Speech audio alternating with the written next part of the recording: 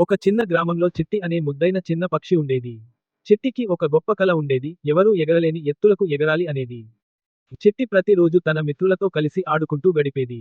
కాని గుండెలో ఒక కోరిక మాత్రం మదిలో దాగుండేది, ఒక రోజు నేను ఆ మేఘాలను తాకాలి. ఒకసారి చిట్టి తన అమ్మని అడిగింది. అమ్మా, నేను మేఘాల వరకు ఎలా ఎగురగలను? అమ్మ నవ్వుతూ చెప్పింది. ప్రయత్నిస్తే ఏదైనా సాధ్యమే బంగారమా. కానీ మెల్లిగా మెల్లిగా నేర్చుకోవాలి.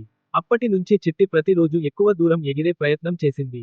మొదట చిన్న చిన్న పర్వతాలపై ఎగిరింది. తరువాత చెట్ల పైన ఎగిరి, పటాపటా రెక్కలతో గాల్లో తేలింది. ఒక రోజు గ్రామానికి పెద్ద ఉత్సవం వచ్చింది. ఆ ఉత్సవంలో ఎగురుతున్న పక్షులకు ప్రత్యేక పోటీ ఉంది, ఎవరైతే ఎక్కువ ఎత్తుకు ఎగరగలరో వారికి విజేత పతకం. చిట్టి చాలా ఉత్సాహంగా తన పేరును నమోదు చేసింది. పెద్ద పెద్ద పక్షులు, చిలుకలు, గద్దలు అన్నీ పోటీలో పాల్గొంటున్నాయి. చిట్టి గుండె కొద్దిగా భయపడింది. కాని అమ్మ మాటలు గుర్తు చేసుకుంది. నమ్మకం ఉంటే ఏదైనా సాధ్యం. పోటీ మొదలైంది. అందరూ గాల్లోకి ఎగిరారు. చిట్టి కూడా తన చిన్న రెక్కలతో గట్టి నమ్మకంతో గాల్లోకి పరిగెత్తింది. మొదట తక్కువ ఎత్తుకు మాత్రమే ఎగిరింది. కాని వెనకబడలేదు. చిన్న చిన్న పక్షులకు అద్భుతమైన గుణం ఉంటుంది, అధిక సహనం. చివరికి అందరూ అలసిపోయారు. చిట్టి మాత్రం తన ఊపిరిని నియంత్రిస్తూ మెల్లగా, మెల్లగా పైకి ఎగిరింది. తన చిన్న శరీరం కారణంగా గాలి తక్కువ ఒత్తిడిని ఎదుర్కొంది. ఆశ్చర్యంగా, చిట్టి చివరికి మేఘాలను తాకింది.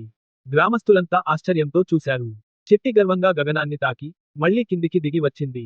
పోటీ ముగిసినప్పుడు, చిట్టికి, గొప్ప సహనం మరియు ధైర్యం అనే బంగారు పతకం ఇచ్చారు. అంతటితో కాదు, చిట్టి చిన్నారులకు ఒక పెద్ద సందేశం కూడా ఇచ్చింది. సంకల్పం ఉంటే, మన కలలు నిజమవుతాయి. అలా చిట్టి చిన్న పక్షి నుండి గొప్ప కథానాయకురాలిగా మారింది.